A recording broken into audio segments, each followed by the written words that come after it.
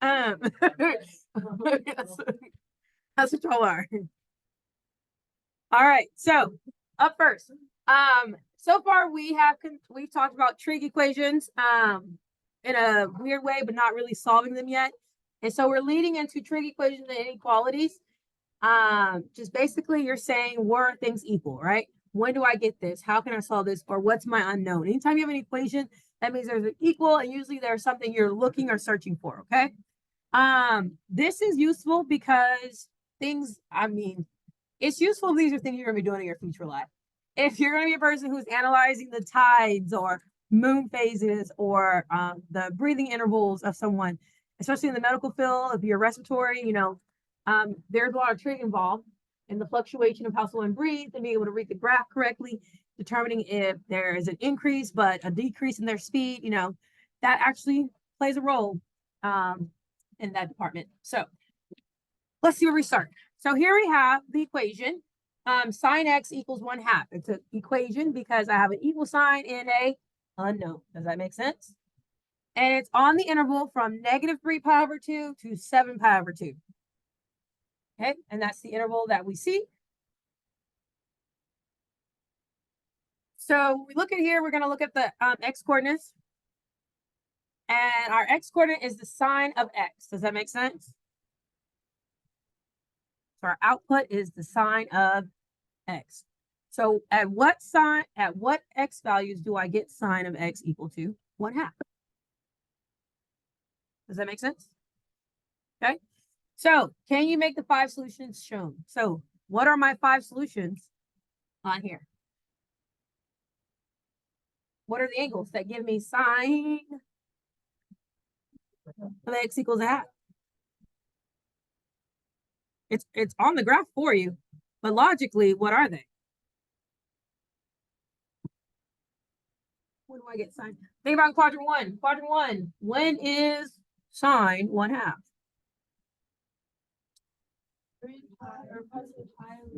Pi over 6. At pi over 6, right? At pi over 6, sine is 1/2. And that means every pi over 6, does that make sense? Every one of those. So if I'm at pi over 6 here, then I know I'm going to go again where? In quadrant 2. When do I get a positive half? At 5 pi over 6, right? So we're at pi over 6 and 5 pi over 6. Does that make sense? So normally, I hate when the pen doesn't work. Let's try that again. Nope, no, okay.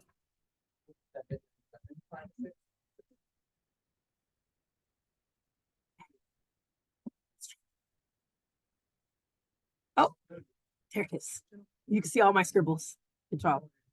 All right, so when we're thinking about it, we know that to have a positive sign, it has to be in quadrant 1 or in quadrant 2. And we know that that means we're at the reference angle of pi over 6. Agree? So pi over 6. And we're at where?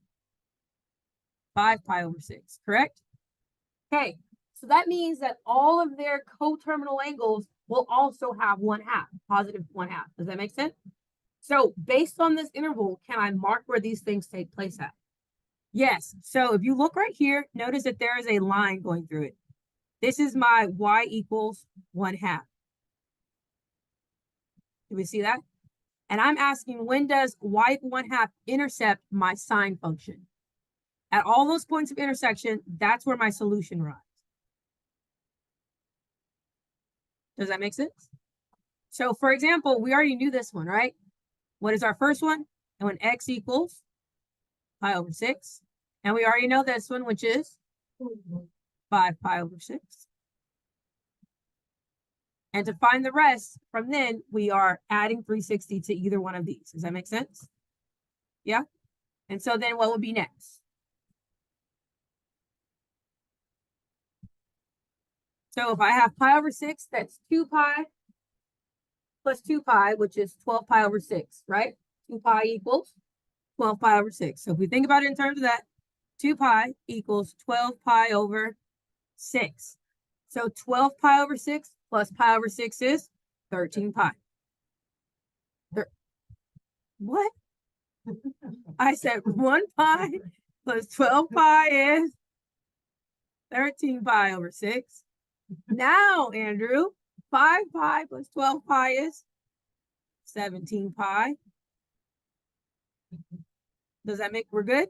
And then going the other way, what did I do to get there? I have to subtract. So what is pi over 6 minus 12 pi? Negative 6 pi? 11. I can, yeah, 11. Negative 11 pi over 6. Okay? Because it's the 5 pi one. Yeah. Because the next one would be over. So 5 minus 12 is 7. I was writing it right first. Yeah, we're good. Yes, we were good. I was like, 11 pi is not, negative 11 pi is not on our graph. Yeah. Okay, so do we understand, just like from a graphical approach, how to solve a trig equation? From a graph. Are we comfortable from a graph? Because if I'm on the calculator part, if all else fails, what can I do? I can graph. I can graph that trig function, graph my y equals, find their intersection, right? Yes? Okay, now the thing here is that we're repeating, right? How can I show that we'll be repeating? Like, how could I write all of my solutions as one? 5 or 6 plus n fibers or Plus what? I know it's n and then the same value, right? I know it's just n time. But what do we do each time to find these? We added what? 2 pi, right? So it just be the 2 pi, okay? Because we wrote it as 12 pi, so then we can quickly add in our heads, right? So 2 pi in. So 2 pi in or 2 pi, whatever you're going to establish. A lot of times it's a k or an n, right? So how did we find our first values? Well, we found that x equals pi over 6 plus 2 pi k, and where k is an integer. Yes. Well, for us, we did plus and we did minus for this one, but yeah. I was going to write the plus or minus on this one, though. And k is what? An integer. Does that make sense? K is an integer.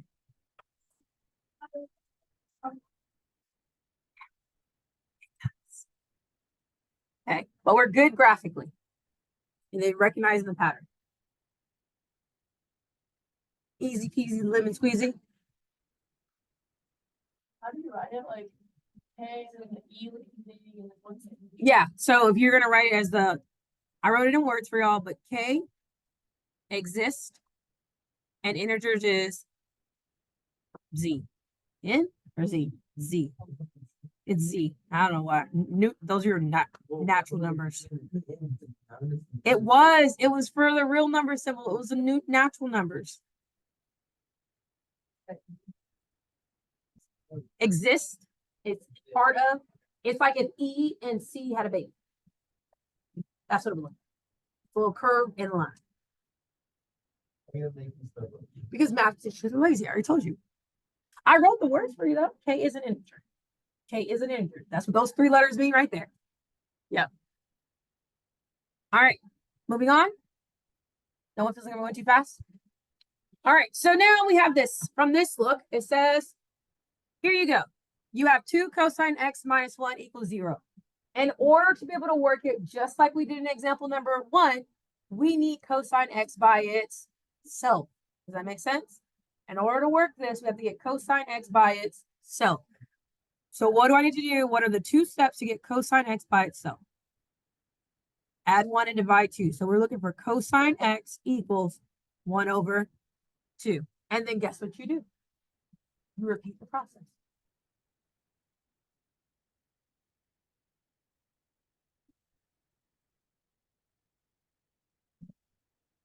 Okay, so you're going to ask yourself, so in quadrant 1, when does cosine x equal a half? Self is going to say, not that.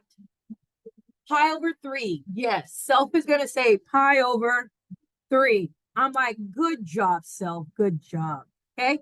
Where else is cosine positive, self? And I'm like, cosine's also positive in quadrant number 4. So in quadrant number 4, when do I get cosine equal 1/2? And then self is going to say 5 pi over 3. Make sense? Okay. So now I can write my solution because my solution is going to be these two angles and their what? Their coterminals, right? So it's going to be these two angles and their coterminals. So my answer is x equals pi over 3 plus or minus 2 pi k. Make sense? And then x also equals 5 pi over 3 plus or minus 2 pi k.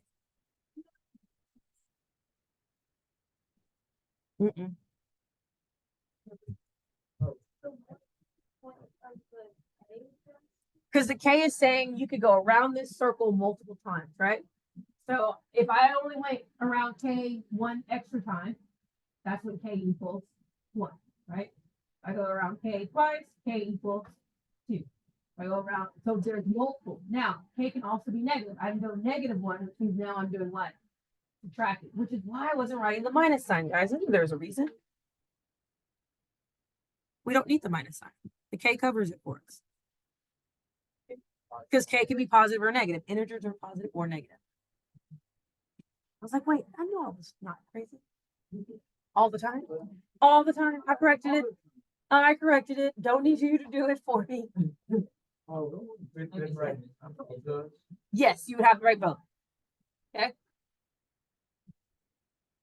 That would be the full solution. How do you feel about these are our baby steps into solving trig equations? These are baby steps. Yeah, these are baby steps.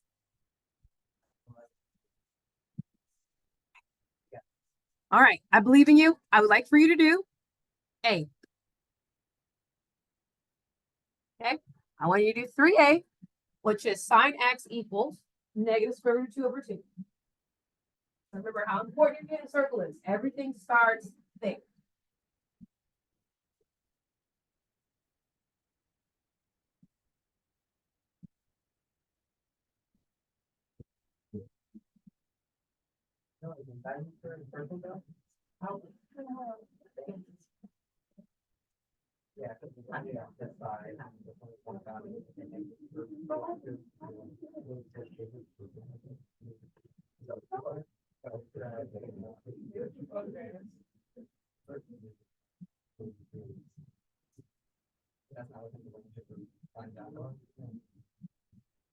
No, that's inverse of sine. Oh, sine. This is just regular sine. It goes over and out and around and around. Remember, their domain is infinity, negative, positive, infinity. So we have no restriction there. I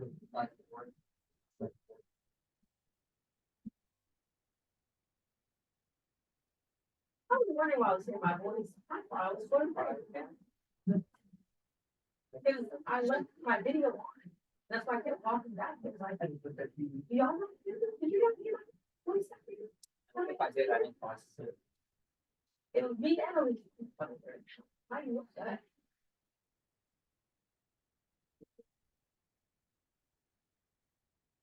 Are you ready to check A? I don't like the. Okay, let's check A. So on A, thinking about unit circle, right? On my unit circle, when do I get negative square root of 2 over 2?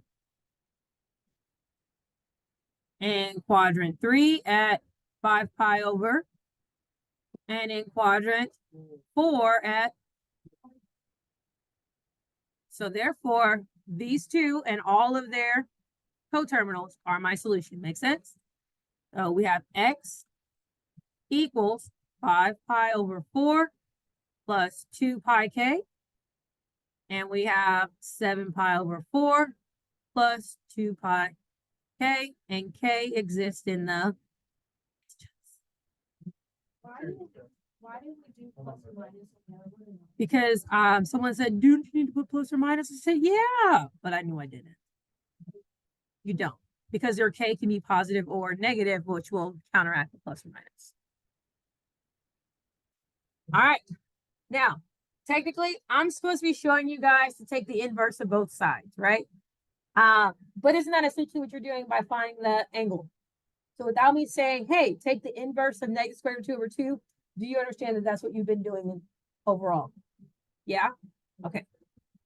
So instead of me saying, hey, you're going to solve this by writing sine inverse of sine x equals sine inverse of negative square root of 2 over 2.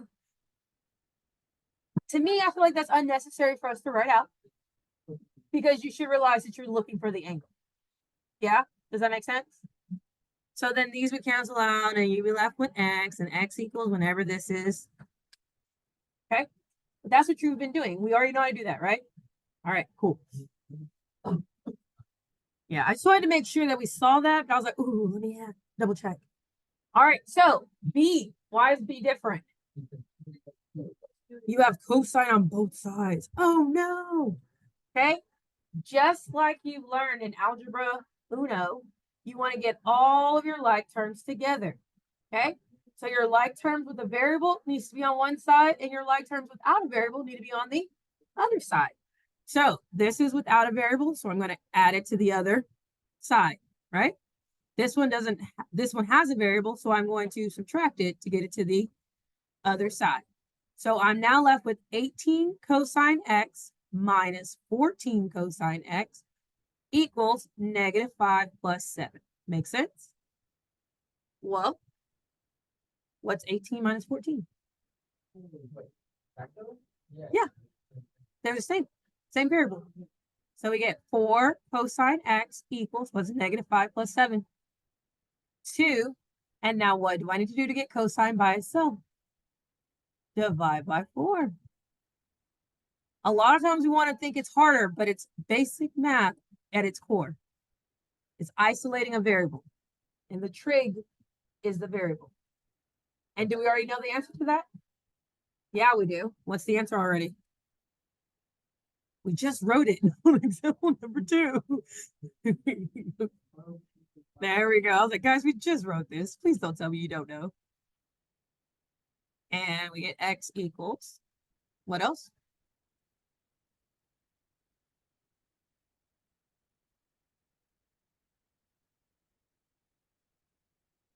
In case you think I'm crazy, it came from here. We all agree?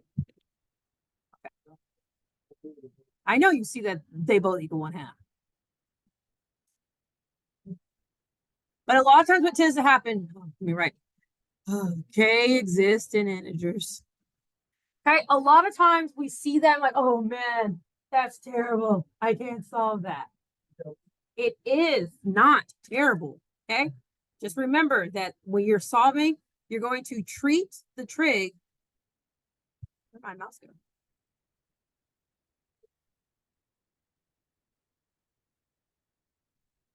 Oh, I was like, I don't see it. You're going to treat the cosine x like just x. And if it was just x, if this said 18x minus 7 equals 14x minus 5, could you solve for that? Yeah, right? You're going to treat that cosine x just the same as you would if it was x by itself. Got it? Makes it easy enough? All right. Okay. When it gets to values that are not on your unit circle, guess what you have to do? Right. Oh man, I gotta use a calculator. Oh, I know, I'm sad about it too. Yeah. Okay, when it's values that are not on your unit circle, it's going to be a calculator situation. That is where you're gonna have to use the inverse function. Okay, so on the calculator, you have to put it in as an inverse. The opposite of tan x is tan inverse of x. Does that make sense? So we have our tan inverse of tan x equals what I do to one side, I have to do to the other. So x equals whatever I get from my calculator. Makes sense? So I'm going to go to the handy dandy Sylvie. Where art thou? Here she is. Look at her. So beautiful. I'm going to press second. tan for tan inverse, type in 5, and whatever it tells me, I'm going to write the answer. So we got 1 and 373 thousandths. And that's all you can do because it's not on your unit circle. So all you can do is approximate. Easy enough? Okay, same thing here. We have cosine of 6/10. Is that on our unit circle? Nope. So in the calculator, to find our theta, not our x, I'm sorry, theta equals cosine inverse of 6/10. So we're going to press second, cosine 6/10, and we get theta equals 0.927.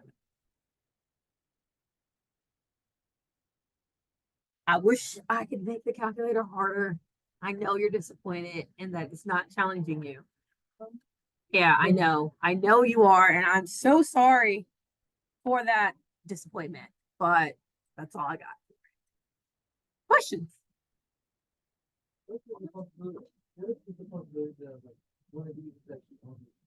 Hey,